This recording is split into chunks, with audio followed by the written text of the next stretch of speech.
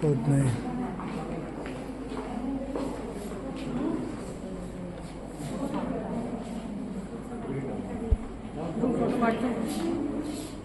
पूरा आउट है, वीडियो ले जाओ।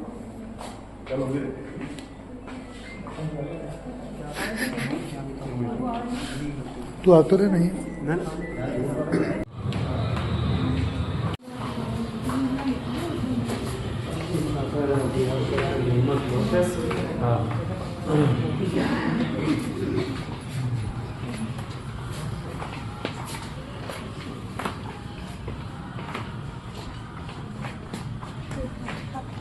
भूकंप के दौरान ज्यादातर लोगों के घर टूट गए थे और जिनके सही सलामत थे वो अपने घरों में जाने से डरते थे। वो इस तरह बाहर बैठकर भजन कीर्तन करते थे और एक दूसरे को मोटिवेट करते थे। उस सिचुएशन को यहाँ पे दिखाया गया है और उस टाइम की कुछ ओरिजिनल फोटोज को भी आप सामने वॉल पर देख पाएंगे। इस तरह लोग टेंट में रह के सर्वाइव करते थे।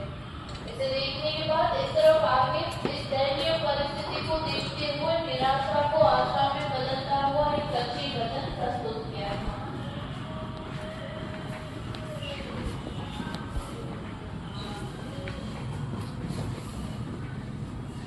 की कई संकेंद्रित परतें क्रस्ट, मैंटल और कोर बनने लगी। मैंटल की ऊपरी सतह एस्थेनोस्फेयर मोटी और चिपचिपी थी। इसके ऊपर लिथोस्फीयर जो एक भूखंड था तैरता था, जिससे आगे चलकर महाद्वीप बने।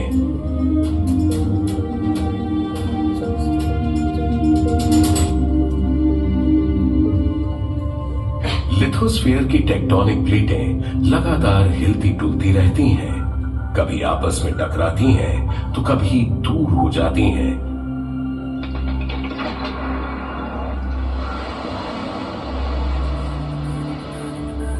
और इसी के परिणाम स्वरूप पर्वतमालाएं, गहरी घाटियां और नए महाद्वीप बने।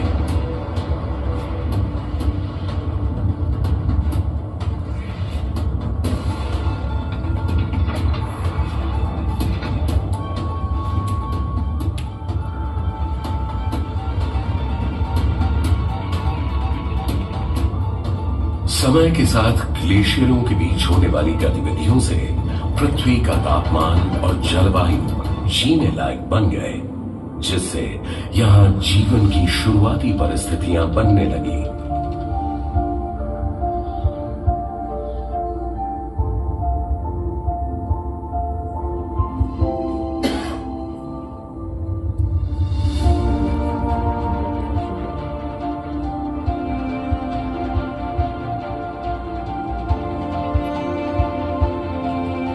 वैज्ञानिकों का अंदाजा है कि 65 करोड़ साल पहले क्रायोजेनियन युग में एक बड़ा महाद्वीप टूटा, जिससे गोंडवाना, लॉरेंशिया, ऑर्टेगा और साइबेरिया बने।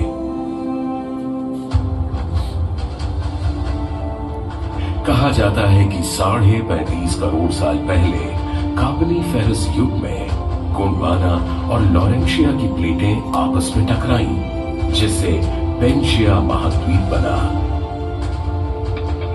धीरे धीरे समय गुजरने के साथ पेंजिया के और टुकड़े होते गए, जिससे आज के महाद्वीप बने।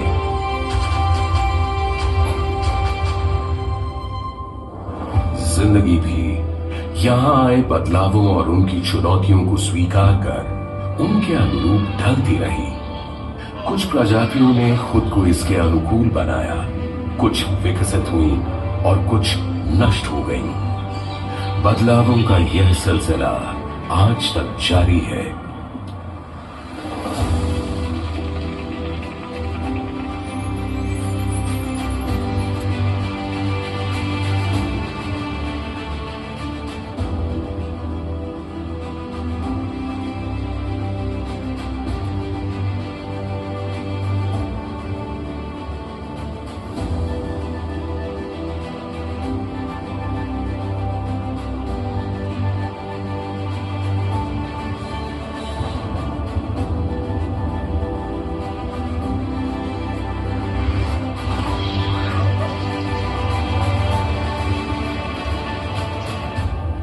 वैज्ञानिकों का मानना है कि लगभग इसी समय भारतीय उपमहाद्वीप गोंडवाना से टूटकर उत्तर दिशा में एशिया के मुख्य भूभाग की तरफ बढ़ने लगा।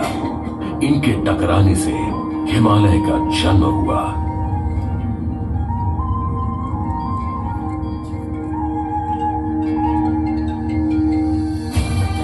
भारतीय उपमहाद्वीप के उत्तर पश्चिमी इलाके की टेक्टोनिक प्लेटें निरंतर सक्रिय हैं। लिथोस्फीयर की टेक्टोनिक प्लेटें लगातार हिलती हैं। उनमें पहले भी हलचल होती थी और भविष्य में भी होगी, जिससे भूकंप आएंगे, कंपन होगा और नए बदलाव आते रहेंगे। आने वाले कुछ दशकों या शताब्दियों में महाद्वीपों की स्थिति और रूप में परिवर्तन होते रहेंगे, पर इन बदलावों के आगे संसार और मानव ने कभी हार नहीं मानी, बल्कि स्वयं को नई परिस्थितियों के अनुसार ढाल लिया। लगातार होने वाले परिवर्तन और उसे अपनाने की मानवीय क्षमता की ये कहानी यूं ही चलती रहती है।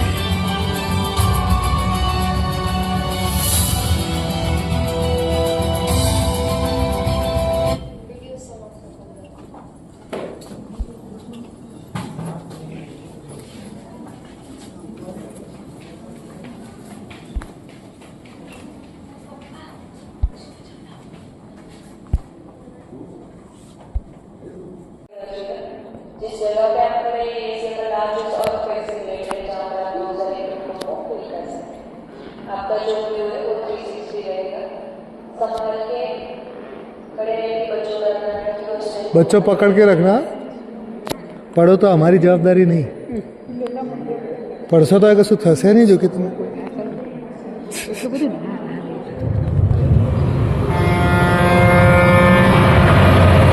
आवाज हाँ नहीं हलवा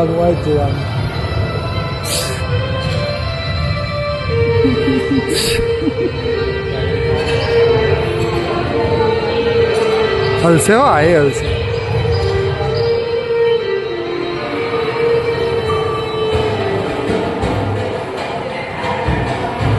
चौक लगन चालता हुआ वाली जो हली हली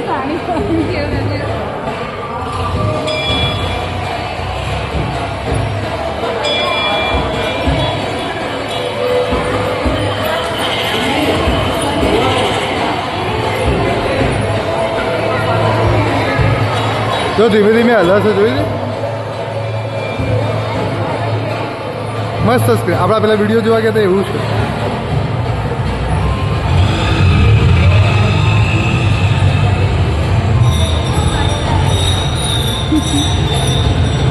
એ હાય હલ્યું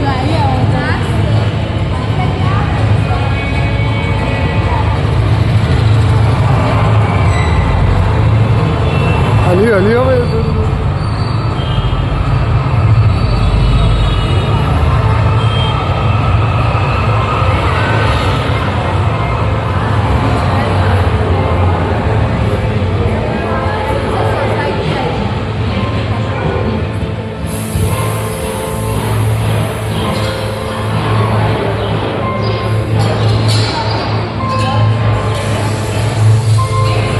કોઈ એક્સપિરિયન્સ થતો નહીં એવો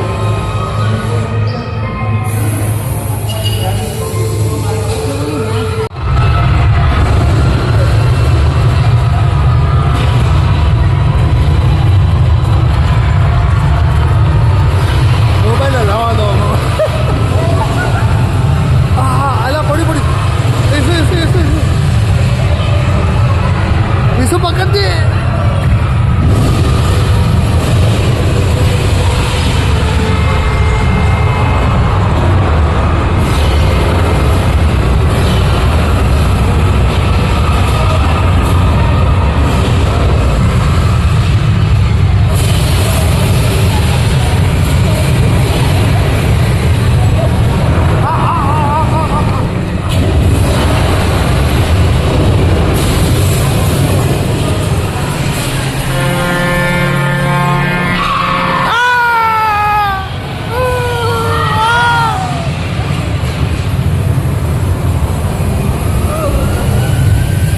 जान के हंसे नहीं।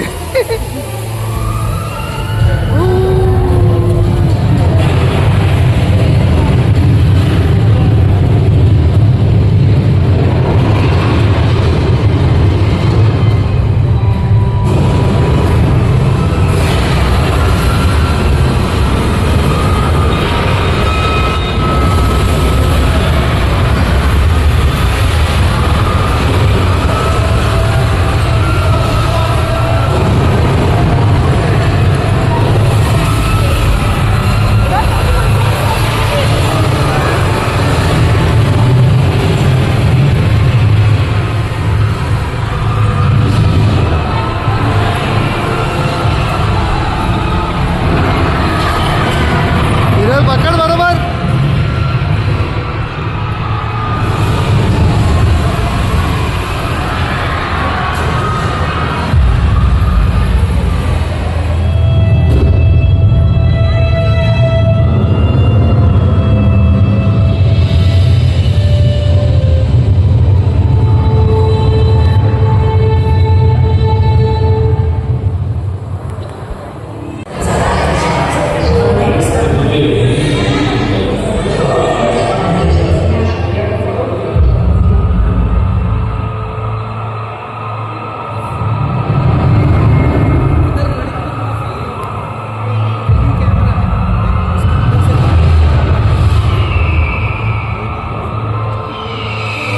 છોકરો આગળ ઊભા રહો, તમે ત્યાં ઊભા રહો।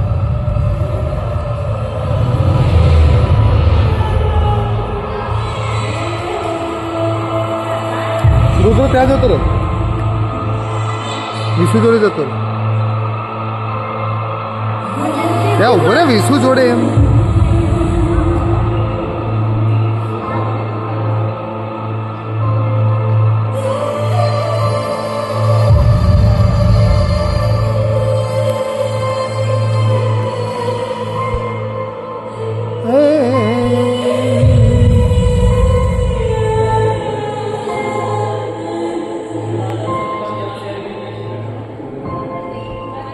स्कूल, अस्पताल बर्बाद हो गए,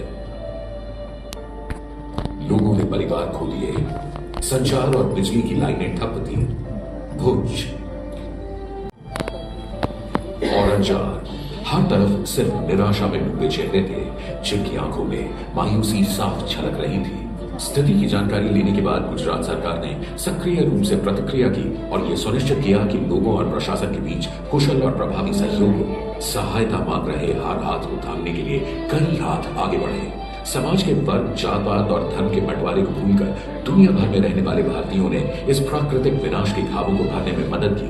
मजदूर, ट्रक चालक, किसान, विद्यार्थी गुट, हमारे सुरक्षा बल, डॉक्टर और नर्सिंग कर्मचारी, राज्य सरकार के सभी विभाग, नगर योजनाकार, वास्तुकार, वैज्ञानिक, गैर सरकारी संघ, संयुक्त राष्ट्र संघ, विश्व बैंक और राजनीतिज्ञ सभी इस राहत कार्य में मदद करने के लिए जुट गए।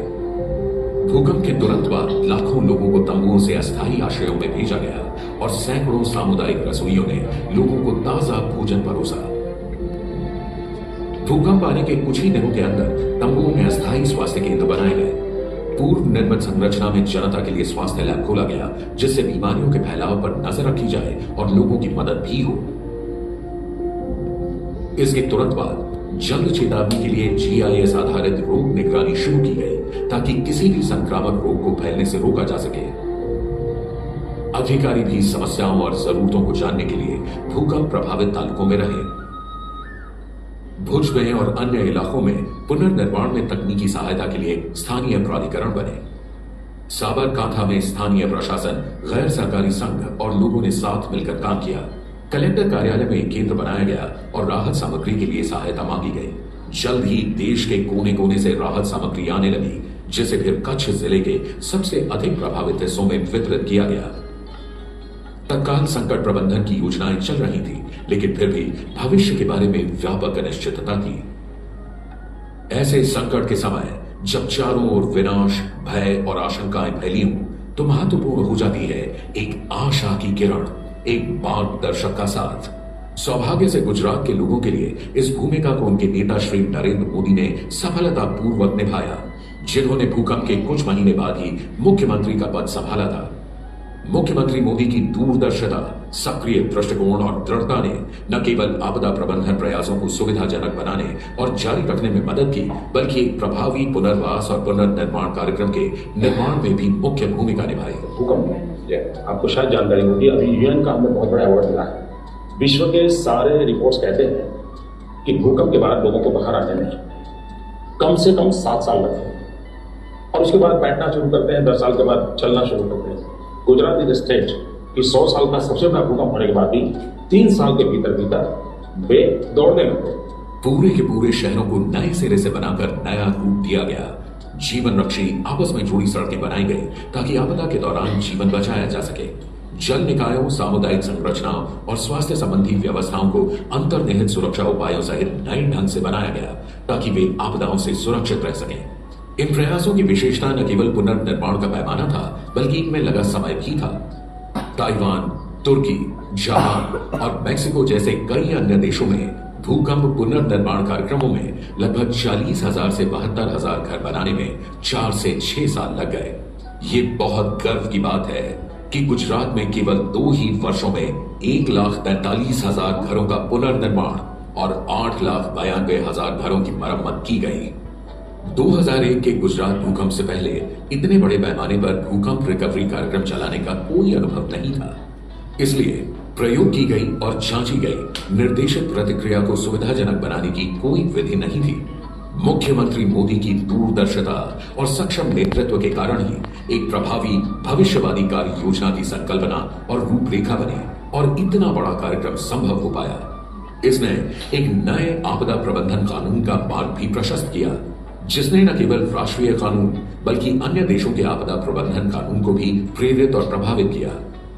गुजरात दूसरा ऐसा राज्य बना जहां प्रभावी आपदा प्रबंधन और जोखिम कम करने के लिए कानूनी और नियामक ढांचा बना गुजरात राज्य आपदा प्रबंधन प्राधिकरण 2003 के रूप में। श्री नरेंद्र मोदी के दृष्टिकोण और निर्देशों को आगे बढ़ाते हुए GSDMA का गठन हुआ, जिसे पुनर्निर्माण, पुनर्वास और आपदा जोखिम न्यूनीकरण का कार्य सौंपा गया। इस प्रकार बिल्डिंग बैक बेटर अस्तित्व में आया। मुख्यमंत्री मोदी का दृष्टिकोण था इस आपदा को एक अवसर में बदलना और एक नया गुजरात बनाना।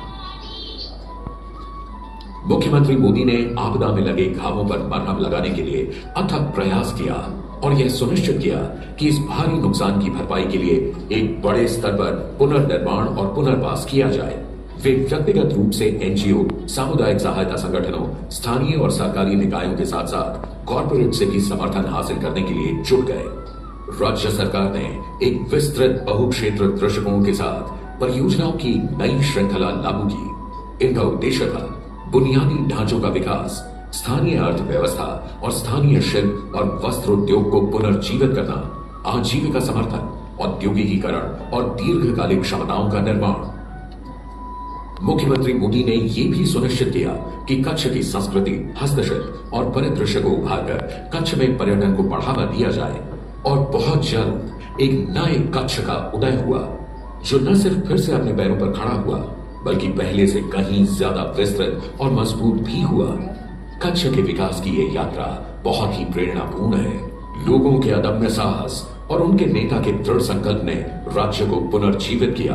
गुजरात विनाश से उभरकर उद्योग, कृषि, पर्यटन, नवीनीकरण और बेहतर शिक्षा का समृद्ध केंद्र बना।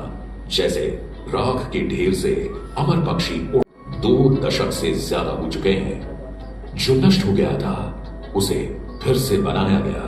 कच्छ सिर्फ एक स्थान नहीं है, भूभाग का एक हिस्सा नहीं है, ये कच्छ तो स्पिरिट है, जीती जागती भावना है, जिंदा दिल मनोभाव। आशा ने नया जन्म लिया, सपने फिर से देखे गए, जिंदगी भी आगे बढ़ी और एक बार फिर से हिम्मत और हौसले की जीत हुई।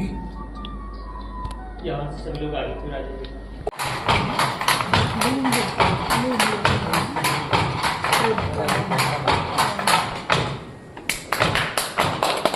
बहुत सरस। क्या हमें सेकंड नंबर की लाइन में जिस भी दोस्त ने उसमें व्हाइट हैंडल लगाई गई इससे आप खुद समझ के ऐसे कई तारीखों में सबको स्टोरेज दिखाई देगी। जैसे ही डोर ओपन करोगे तो स्टार्ट हो जाएगा, डोर बंद करोगे तो स्टोरेज बंद हो जाएगी। एक को छोड़ के एक करेगा।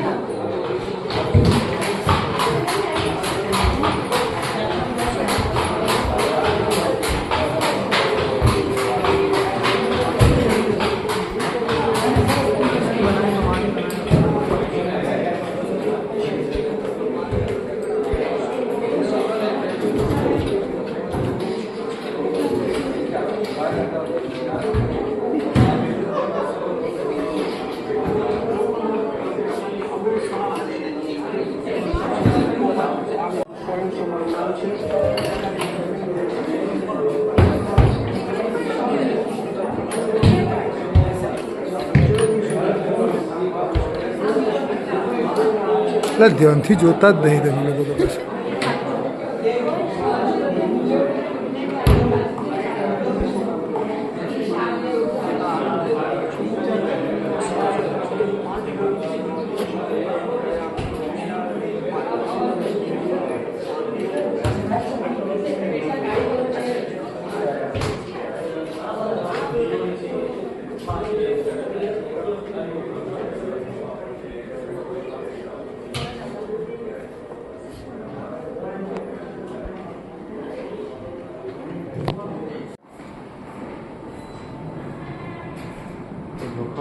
ગુજરાતમાં તો છે જ ને.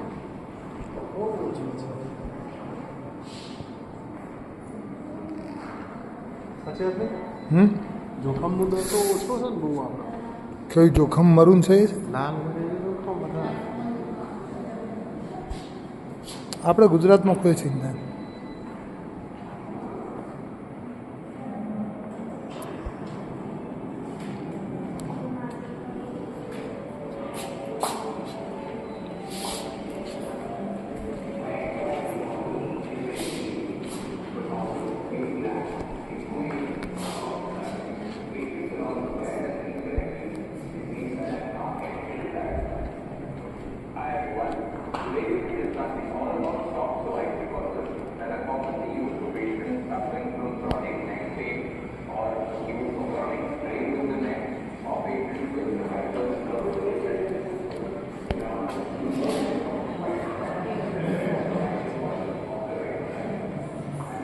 કોઈ ખબર ના પડે પેલું ના સમજાવવાનું તો શું કેવું તમારું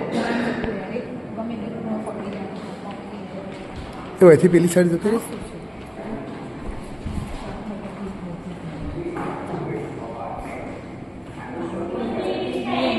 આ મોડલ જે ભૂકંપ આવ્યો હતો ને